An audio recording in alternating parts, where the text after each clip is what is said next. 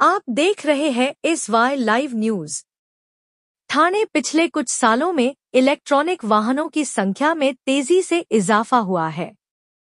हाल ही में ठाणे के क्षेत्रीय परिवहन कार्यालय में देश का पहला ई-ट्रैक्टर पंजीकृत किया गया।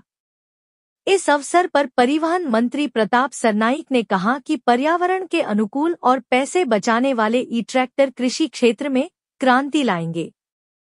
इस वक्त ठाणे क्षेत्रीय परिवहन अधिकारी हेमांगिनी पाटिल, ई-ट्रैक्टर निर्माता एटोनेक्स कंपनी के CEO कौस्तुभ ढोंडे और सेल्स मैनेजर अभिषेक शिंदे उपस्थित थे।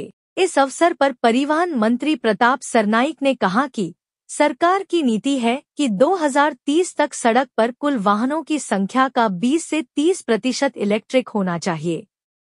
इसी के तहत सरकार ने ई-वाहनों की खरीद पर टोल माफी और प्रत्यक्ष सब्सिडी देने की योजना बनाई है। इसका फायदा ई-ट्रैक्टर खरीदने वाले किसानों को होगा।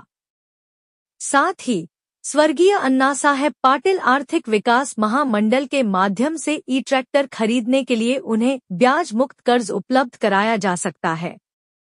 ठाणे से यूसुफ पुरी की रिपोर्ट। आढळून येत आहे पूर्ण देशामध्ये आणि आदरणीय पंतप्रधान नरेंद्र मोदी आणि आमच्या राज्याचे मुख्यमंत्री देवेंद्र फडणवीस आणि उपमुख्यमंत्री श्री एकनाथ शिंदे साहेबांनी अजितदादांच्या नेतृत्वाखालच्या हे सरकारनं महाराष्ट्रामध्ये जास्तीत जास्त इलेक्ट्रिक वाहनांना प्रोत्साहन देण्याची योजना आखलेली आणि परिवहन मंत्री म्हणून मीच ती योजना सभागृहामध्ये गेल्या अधिवेशनाच्या दरम्यान सांगितलेले आहे। प्रामुख्याने आज जे ट्रॅक्टरचं आपण रजिस्ट्रेशन केलं त्याला 1,50,000चं अनुदान आणि रजिस्ट्रेशन फ्री केलेलं आहे। अशाच पद्धतीने बस असू द्या, ट्रॅक्टर असू द्या, 4 व्हीलर गाड्या असू द्या, प्रत्येक गाड्यांना प्राधान्य देऊन 2030 पर्यंत ह्या राज्यामध्ये किमान 30% तरी गाड्या ह्या इलेक्ट्रिक च्या असल्या पाहिजे अशा मताचं आमचं महायुतीचं सरकार आहे। त्यामुळे जास्तीत जास्त प्रोत्साहन देण्याचा आमचा प्रामाणिक प्रयत्न असतो।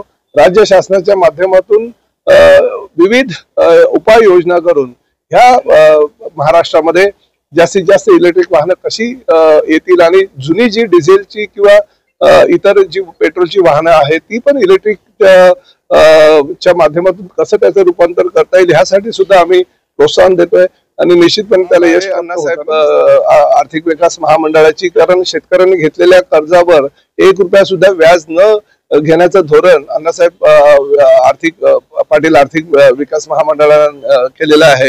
राज्य शासनाचं अनुदान, व्याज फ्री कर्ज आणि अशा स्वरूपात जर विविध योजना राज्य शासनाच्या इतर माध्यमातून सुद्धा जर शेतकऱ्यांना उपलब्ध झाल्या तर निश्चितपणे एक नवीन अध्याय चालू होईल आणि ह्या अध्यायाचं रूपांतर ह्या देशातील 100% वाहनं भविष्यामध्ये हे इलेक्ट्रिकची असतील। झपाट्याने वाढलेली लोकसंख्या ज्या शहरांमध्ये आहे त्या शहरांमध्ये वाहतूक कोंडीचा प्रचंड मोठ्या प्रमाणात सामना करावा लागतो। फक्त भारत त्याला अपवाद नाही तर जगामध्ये कुठल्याही शहरी भागामध्ये तुम्ही जा, ठाणे असू द्या, पुणे असू द्या, नागपूर असू द्या, नाशिक असू द्या, जी शहरी भाग आहे ती जास्तीत जास्त लोकसंख्या त्या भागामध्ये वाढते तशी लोकांना 4 व्हीलर, 2 व्हीलर, 3 व्हीलर घेण्याची प्रेरणा त्यांना मिळते आणि त्या माध्यमातून ते गाड्या घेतात। परंतु पार्किंगची व्यवस्था कुठेही योग्य प्रकारे नसल्या कारणानं हा वाहतूक कोंडीचा सामना सर्वसामान्य प्रवाशांबरोबर इतर लोकांना सुद्धा करावा लागतो। ही वस्तुस्थिती नाकारता येणार नाही की ठाण्यामध्ये वाहतूक कोंडी फार मोठ्या प्रमाणात होते आणि ती घोडबंदर रोडला जास्त होते।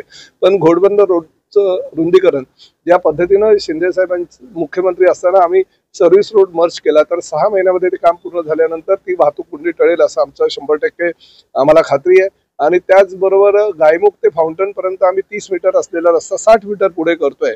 त्यामुळे ती वाहतूक कोंडी जे सातत्याने होत राहते ती कमी होईल। परंतु शेवटी येणाऱ्या वाहनांची संख्या आणि पार्किंगची संख्या याचा समतोल नसल्या कारणाने हे प्रश्न उद्भवतात। त्यामुळे लवकरच राज्य शासनाच्या माध्यमातून परिवहन खात्याचा मंत्री म्हणून मी पार्किंग धोरण आणणार आहे। नुकतीच आमच्या नगरविकास खात्याचे प्रधान सचिव असीम गुप्ता आणि त्याचबरोबर संजय सेठी जे आमच्या खात्याचे प्रधान सचिव आणि इतर महापालिकेच्या सगळ्या आयुक्तांची संयुक्त बैठक झाली।